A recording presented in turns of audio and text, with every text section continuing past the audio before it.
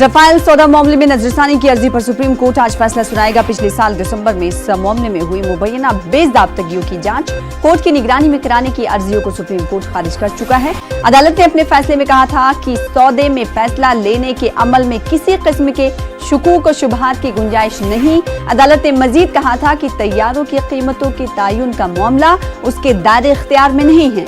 साबिक मरकजी वजीर यशवंत सिन्हा, अरुण शौरी और प्रशांत भूषण समेत कई अफराद ने अदालत से फैसले पर नजरसानी करने की अर्जी दाखिल की है। अर्जी गुजार 58,000 करोड़ के सौदे की जांच और इस मामले में FIR के इंदराज की अदालत से इजाजत चाहते हैं। पिछले साल अदालत के फैसले के बाद सौदे से जुड़े दस्तावेजात लीक हुए थे, जिस पर खूब हंगामा बरपा हुआ था।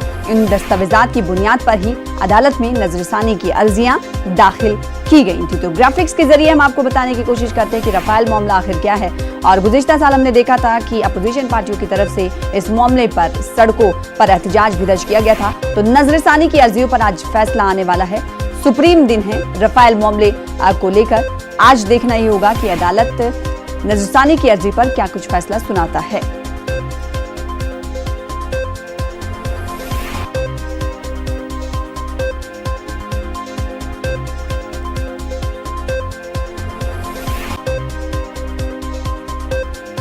और वहीं राहुल गांधी के ताल्लुक से भी सुप्रीम कोर्ट आज एक अहम फैसला देने वाला है।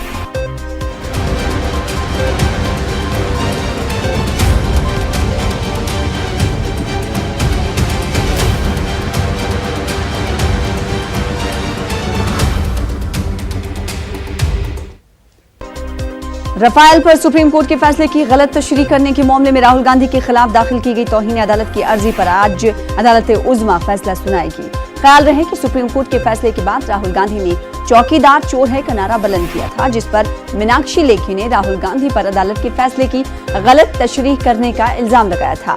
अदालत ने कहा था कि राहुल इस मामले पर माफी मांगे या तौहीन अदालत का मुकदमा सामना करने के लिए तैयार रहे, जिसके बाद राहुल गांधी ने अदालत से माफी मांग ली थी। राहुल ने अपने खिलाफ तौहीन अदालत का मुकदमा बंद करने की दरखास्त की थी। तो ये मामला क्या है, आपको एक बार फिर से ग्राफिक्स के जरिए समझाने की कोशिश करते हैं कि तौहीन अदालत से आखिर ये मामला कैसे जुड़ा। राहुल गांधी की तरफ से तबसरा वजीर आजम नरेंद्र मोदी को लेकर किया गया था कि चौकीदार चोर है। रफाल मामले में सुप्रीम कोर्ट ने फैसला महफूज रख लिया था और आज मीडिया में राहुल गांधी ने दावा किया था। इसके बाद हमने देखा था कि तौहीन हद के इज्जत मामले को लेकर राहुल गांधी ने अब माफी भी मांग ली थी। अदालत ने तस्लीम किया कि चौकीदार चोर है, राहुल गांधी ने कहा था, और जिसके बाद राहुल गांधी की तरफ से माफी भी मांगी गई थी। मीनाक्षी लेखी ने राहुल गांधी के खिलाफ अर्जी दाखिल की थी और आज बाद में राहुल गांधी ने सुप्रीम कोर्ट से माफी मांगी थी। राहुल गांधी के खिलाफ तौहीन अदालत का मुकदमा दर्ज किया गया था। इंतखाबी गहमा गहमी में राहुल गांधी की जुबान फिसली थी। रफाल मुद्दे को लेकर लगातार कांग्रेस मुखालिफत करती रही और इंतखाबी तशहीर में राहुल गांधी ने ये तबसरा किया था। शंकर आनंद सुप्रीम फैसले पर बातचीत करने के लिए हमारे साथ जुड़ रहे हैं। सबरीमाला को लेकर भी आज सुप्रीम कोर्ट का बड़ा फैसला आने वाला है। शंकर, उस पर निगाहें टिकी हुई हैं। अब वहीं अगर बात रफाल की कर लें तो रफाल को लेकर जितना हंगामा बरपा हुआ था, अब उस तमाम हंगामों पर लगाम भी लग सकती है सुप्रीम फैसले के बाद। वहीं अगर बात की जाए राहुल गांधी के हवाले से, तो राहुल गांधी पर जिस तरह से हद के इज्जत का मुकदमा दर्ज किया गया था, आज फैसला सुप्रीम कोर्ट करेगा और देखना ये होगा कि राहुल गांधी को राहत मिलती है या नहीं। इन तीनों मामले पर कब तक फैसला आने की उम्मीद की जा रही है।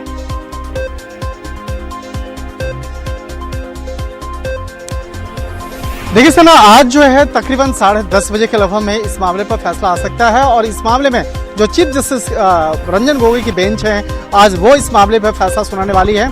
और इसके बाद अगर बात करें कि आखिर यह हंगामा क्यों बरपा था, ये रफाल जो डील का जो मसला था, इस मसले पर जिस तरह से आरोप लगे थे, इस तरह से बाकायदा केंद्र सरकार को घेरने की कोशिश की जा रही थी विपक्षी पार्टियों के द्वारा और खासकर कांग्रेस के द्वारा।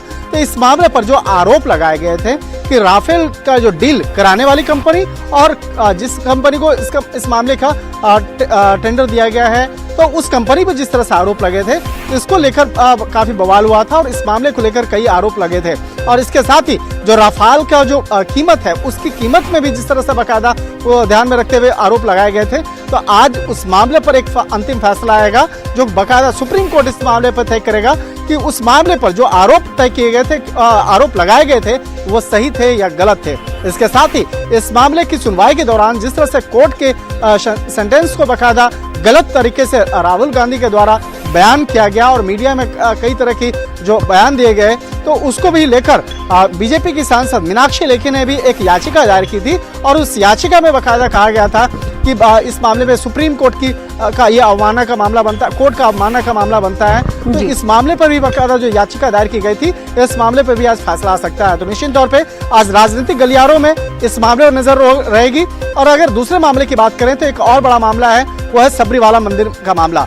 सबरीवाला मंदिर के मामले की बात करें तो उस मंदिर में जो एक पुराना एक रीति रिवाज था, पुराना एक कहा जाता था कि उसमें 10 साल से लेकर 50 साल की जो महिलाएं होती थी उसको उस मंदिर में आने की इजाजत नहीं दी जाती थी और कोर्ट ने बाकायदा आदेश दिया था कि हाँ इसमें इजाजत देना चाहिए। और उस मामले को लेकर जिस तरह से रिव्यू पिटीशन फाइल हुआ था सुप्रीम कोर्ट में, तकरीबन 60 से ज्यादा रिव्यू पिटीशन इस मामले में फाइल हुए थे, 200 से ज्यादा वकील हैं इस मामले में और कई ऐसी महिलाएं हैं जो इस मामले से प्रभावित थी। तो वो तमाम मामले को ध्यान में रखते हुए आज कहा जा सकता है कि सुप्रीम कोर्ट में आज एक बड़ी तारीख है और आज इस मामले पर फैसला सुनाया जाएगा।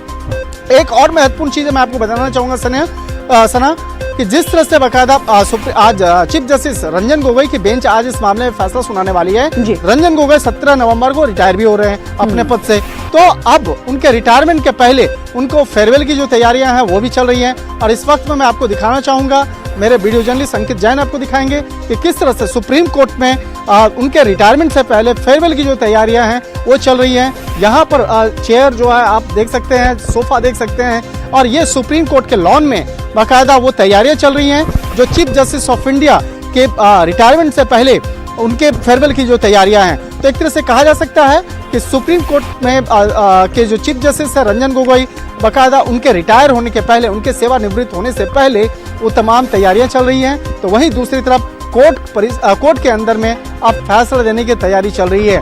तो इस वक्त में थोड़ी देर के बाद यानी कि 15 मिनट के बाद इस मामले पर एक फैसले की उम्मीद है और अनुमान लगाया जा रहा है 10:30 बजे के बाद इस मामले पर फैसला आ सकता है, जिस पर राजनीतिक गलियारों की भी नजर टिकी हुई है कि आखिर आज सुप्रीम कोर्ट से क्या फैसला आएगा। जी, जाहिर सी बात है सुप्रीम कोर्ट पर सुप्रीम फैसले के लिए सभी की निगाहें टिकी हुई है। अब देखना ये होगा कि सुप्रीम कोर्ट के फैसले इन तीनों मामले में क्या कुछ होते हैं। बेहद शुक्रिया शंकर आनंद हमारे साथ जुड़ने के लिए और इस हवाले से मजीद अपडेट फराहम करने के लिए। फिलहाल आगे बढ़ेंगे। दफा 370 की मनसूखी के खिलाफ अर्जियों पर आज सुप्रीम कोर्ट में समाअत है। जस्टिस रमन्ना की क़यादत वाली बेंच मामले की समाअत करेगी। कोर्ट ने पिछली समाअत में मरकज और जम्मू कश्मीर इंतजामिया को हलफनामा दाखिल करने को कहा था, जिस पर मरकज ने कुछ हफ्तों का वक्त मांगा था।